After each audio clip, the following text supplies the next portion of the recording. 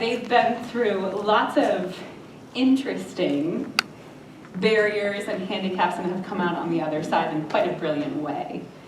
So without further ado, Team Borganet. Thank you.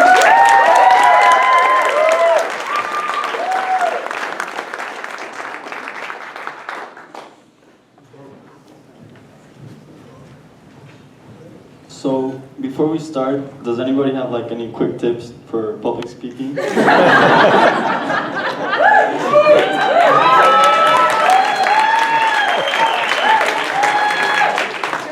Okay, so we're gonna share to you guys our journey of how we learned to fail. This is a journey. Meet the Borganators. I'm Enrique Roulette, I'm 17 and I'm from Mexico City. I'm Charlie Noble, I'm also 17 and I'm from the East Bay. And I'm Ian Woolman, I'm 16 and I'm from Los Angeles, California. Alright, so our team has a little bit of a different story than the other XYC students here, because we didn't come together with a certain idea. We didn't come together because we worked well together, because that is not how we work.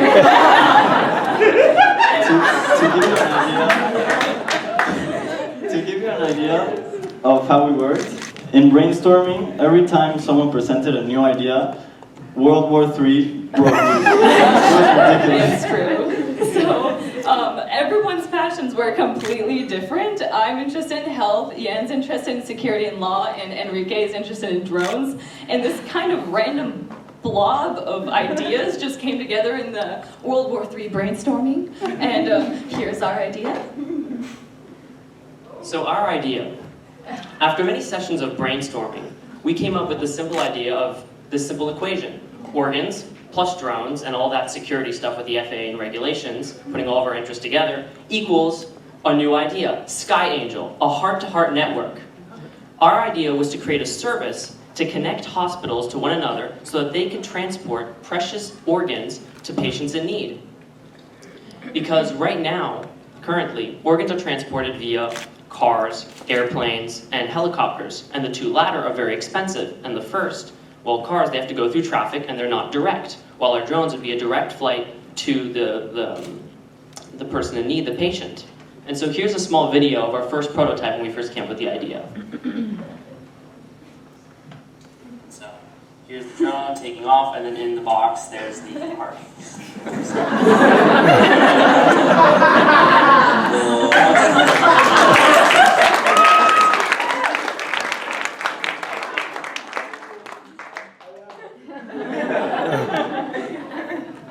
Now to go to the research part, because we had to research, of course, to prove our idea. So one of the main things that stood out was the scenario testing, and that's what I mean by scenario testing, is we wanted to see the distance up to which our drones were beneficial. And so we tested using Google Maps, San Francisco, Mexico City, and Los Angeles, and we did different distances, 10 miles, 50 miles, 100 miles, and 200 miles. And we saw that at 200 miles, our drone was no longer beneficial, and that cars could go faster, or ambulances.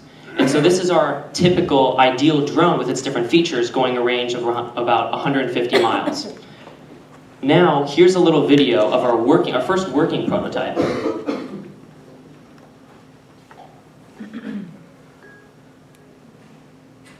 As you can see, this is a parrot drone carrying a small box with our heart essentially inside, and we're testing how it lands because we tested different kinds of prototypes. This was actually our third working prototype. It didn't land perfectly, but at least it landed flat and didn't fall.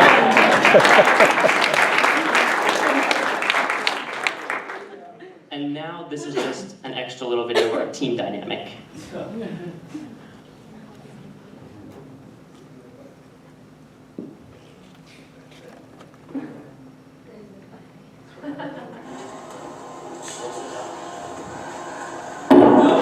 He's throwing our thing. It's shock-proof. Damage-proof for carrying organs. Totally not a popcorn box.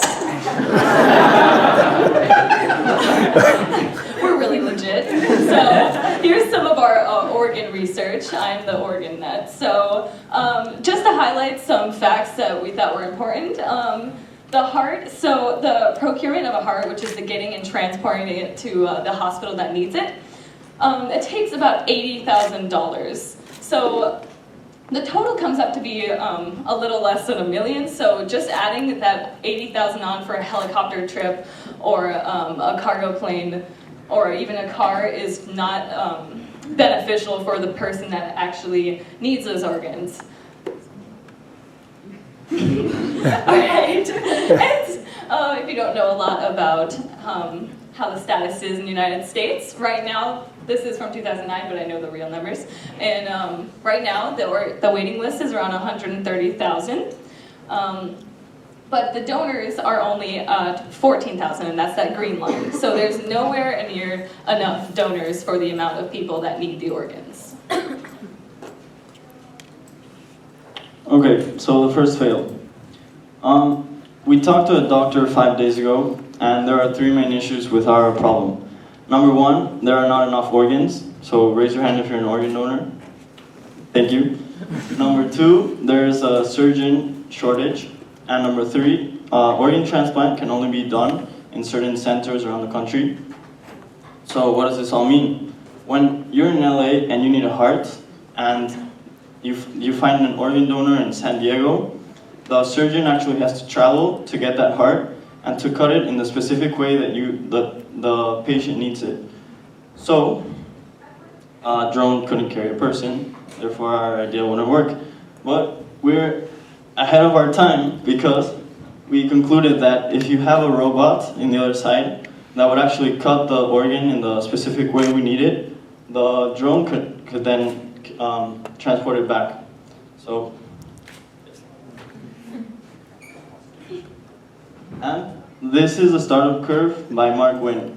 So we came up with our idea, we were super excited, and then reality sets in, we get in lots of fights, goes down to here, and we were in the experimenting and pivoting point, but honestly it didn't feel like we were there, it felt like we were down here.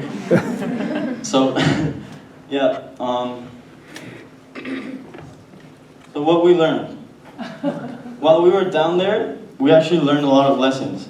First of all, we realized that that first failure was much more important than any success we could have ever had.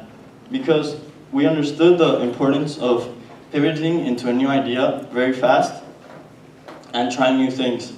So Thomas Edison puts it very beautifully in his quote. It says, "I have not failed, I've just found 10,000 ways that won't work."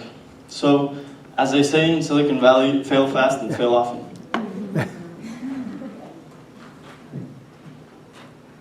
All right, so then we went through a pivot. We're like, okay, well, our project's due in 4 days. We might as well come up with another project. We're not going to linger on this if we can't do it. So we decided to use our information from our drone research and some medicinal research. And we're like, well, what if we did a drone that carries medicine supplies and food and water to hikers that have gotten trapped, hikers that are too far and can't reach anything before it's too late, or even people that just have a cut and don't want to get infected by dirt, animals, whatever. So this was our second idea, and we were really excited about it. And so we had the second fail. So what happened is we're like, oh, let's go talk to park rangers. Like, they'll tell us this is a great idea. So first of all, the problem is we go up to this park and they're like, sorry, only Palo Altans can come in here. Like, oh, okay, like that's fine. So we just had to sit like outside the gates and talk to the park ranger, and he basically was on like his mighty horse. He's like, park rangers have this, like, we don't need drones, we're the best, like we got this on lock, so we don't need you, we can just like okay. So then we called Yosemite, and we're like, oh, Yosemite's gonna tell us something different. And then they're like, no, our helicopter's got this, like, we don't have any problems, we're awesome. So, yeah, that was, I'm just saying we're ahead of our time, because they're gonna need us later.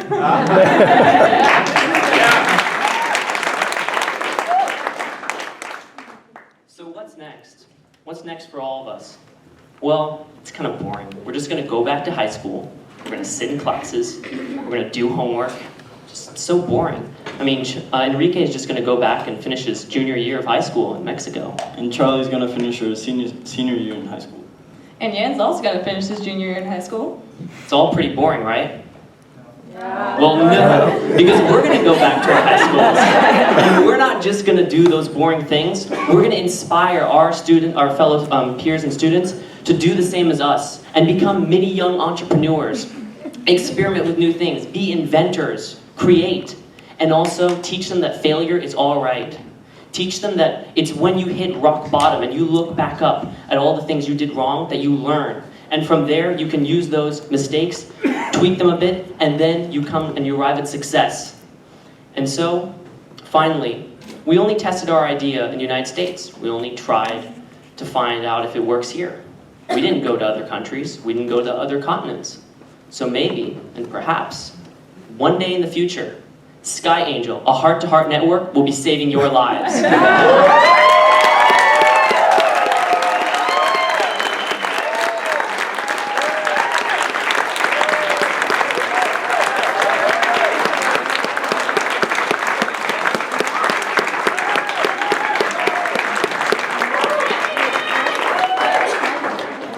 This is our 3D printed heart. It's beautiful. It took 16 hours. But, you know, it's beautiful.